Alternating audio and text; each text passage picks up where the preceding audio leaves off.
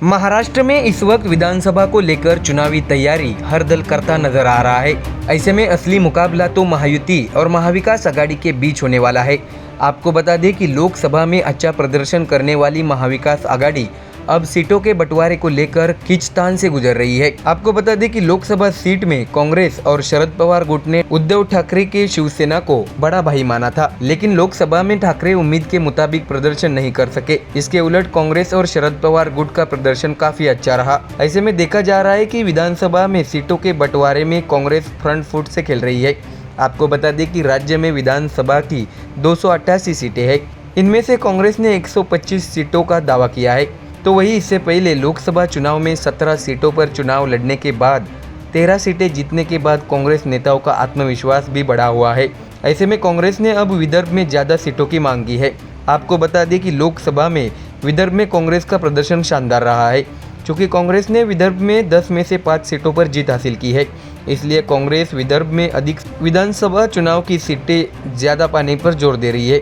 तो वही लोकसभा में अधिक सीटों के लिए चुनाव लड़ने वाली शिवसेना उद्धव बालासाहेब ठाकरे पार्टी ने विधानसभा में सीटों के आवंटन में भी दबदबा बनाने की कोशिश की है, लेकिन संभावना है कि ठाकरे गुट 95 सीटों पर समझौता कर लेगा। ठाकरे गुट ने प्रस्ताव दिया है कि कांग्रेस को 105 सीटों पर और शरद पवार गुट को 88 सीटों पर चुनाव लड़ना चाहिए। आपको ये भी बता दें कि फिलहाल महाविकास आघाड़ी में 15 से 20 सीटों का खींचतान है। इनमें से 6 सीटें मुंबई में हैं। हालांकि इस दरार को सुलझाने के लिए शरद पवार गुट ने अपने नेताओं को मातोश्री भेजा है। खबर निकलकर सामने आई है कि ठाकरे गुट ने राज्य में बिहार मॉडल लागू करने की मांग की है। 2015 में बिहार में महागठबंधन और बीजेपी के नेतृत्व वाले एनडीए के बीच सीधा मुकाबला था। ऐसे में विधानसभा चुनाव में महागठबंधन में शामिल राष्ट्रीय जनता दल को 80 सीटें मिली, जबकि नीतीश कुमार की जेडीयू को 71 सीटें मिली। चुनाव से पहले ही महागठबंधन ने नीतीश कुमार को मुख्यमंत्री पद का उम्मीदवार घोषित कर दिया था, इसलिए कम सीटें मिलने के बावजूद नीतीश मुख्यमंत्री बन गए। आपको बता दें कि बिहार में 2020 में विधानसभा चुनाव हुए, उसमें उस वक्त नीतीश कुमार की जेडीयू बीजेपी के साथ एनडीए में थी। विधानसभा चुनाव में जेडीयू को 43 और बीजेपी को 74 सीटें मिली थी और एनडीए में बीजेपी सबसे बड़ी पार्टी बनी, लेकिन एनडीए ने मुख्यमंत्री पद के उम्मीदवार के तौर पर नीतीश के नाम की घोषणा कर दी थी, इसलिए 43 सीटें मिलने के बावजूद वो मुख्यमंत्री बन गए। यही बिहार पैटर्न है जो ठाकरे महाराष्ट्र में चाहते हैं। उनके मुताबिक कांग्रेस को अधिक सीटों पर चुनाव लड़ना चाहिए, लेकिन ठाकरे की मांग है कि मुख्यमंत्री पद शिवसेना उद्धव बालासाहेब ठाकरे पार्टी को दिया जाना चाहिए। तो देखा आपने, जैसे जैसे विधानसभा चुनाव नज़दीक आ रहा है, वैसे पार्टियों के अंदरूनी कलह अब सामने आने लगी है। Bureau report, MDR news. Maharashtra में इस वक्त विधानसभा चुनाव से पहले राजनीति उफान पर है। हर दल अपनी पार्टी को मजबूत करने के लिए धुआंधार बैटिंग कर रहा है। एक तरफ जहां सरकार में बैठी शिंदे, अजित पवार और बीजेपी सरकार में वापसी करने के लिए पुरजोर कोशिश करती दिख रही है। ऐसे में विपक्ष में बैठे उद्धव ठाकरे की बेचैनी बढ़ाने वाली खबर सामने आई है और आरोप लगाया है शिवसेना के ही शिंदे गुट के विधायक ने।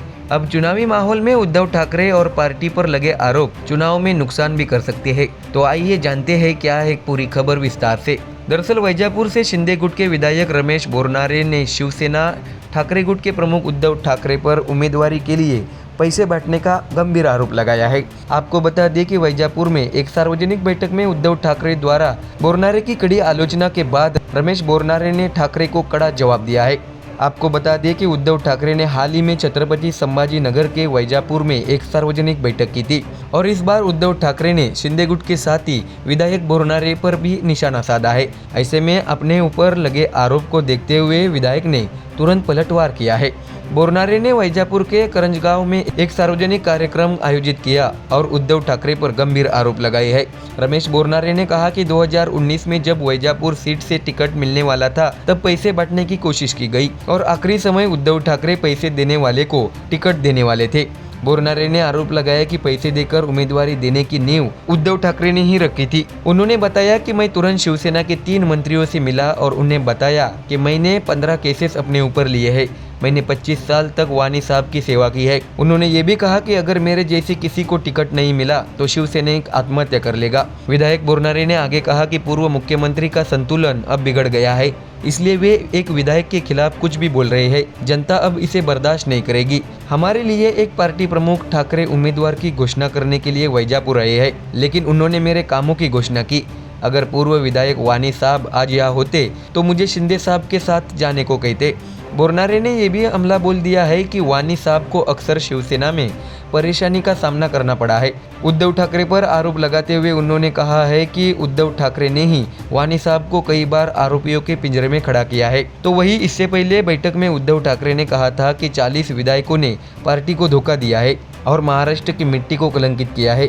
वैजापुर के विधायक ने भी इस जमीन को कलंकित किया है। आज अगर साहब होते तो इन्हें उल्टा लटका देते। ऐसे में इस बयान पर प्रतिक्रिया देते हुए रमेश बोरनारे ने जोरदार पलटवार किया है। उन्होंने उद्धव पर निशाना साधते हुए कहा कि अगर आज साहब होते और ये कांग्रेस के साथ चले जाते तो बाला साहब इन्हें उल्टा लटका देते। तो देखा आपने, उद्धव को उनके ही पूर्व साथी रहे लोग उल्टा टांगने की भाषा कर रहे हैं। ऐसे में आने वाला विधानसभा चुनाव शिवसेना के दोनों गुटों के लिए बहुत महत्वपूर्ण होने वाला है। Bureau report MDR news. Maharashtra में विधानसभा चुनाव की हवा बहने लगी है और अगले 10 से 15 दिनों में चुनाव आयोग प्रेस कॉन्फ्रेंस कर कार्यक्रम की घोषणा कर सकती है। हालांकि इससे पहले मुख्यमंत्री एकनाथ शिंदे ने संकेत दिया था कि नवंबर के दूसरे सप्ताह में चुनाव होंगे।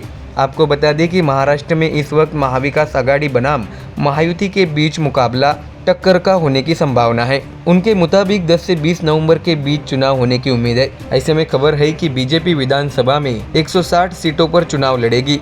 आपको बता दें कि मुख्यमंत्री एकनाथ शिंदे के नेतृत्व वाली शिवसेना के साथ साथ भारतीय जनता पार्टी और उप मुख्यमंत्री अजित पवार के नेतृत्व वाली राष्ट्रवादी कांग्रेस पार्टी के साथ महायुति का सीटों का बंटवारा अभी तय नहीं हुआ है, लेकिन माना जा रहा है कि बीजेपी 160 से ज़्यादा सीटों पर चुनाव लड़ने की तैयारी कर रही है। दरअसल पार्टी उतनी ही सीटों पर चुनाव लड़ने की मानसिकता में है जितनी उसने पिछले विधानसभा चुनाव में शिवसेना के साथ गठबंधन में लड़ी थी।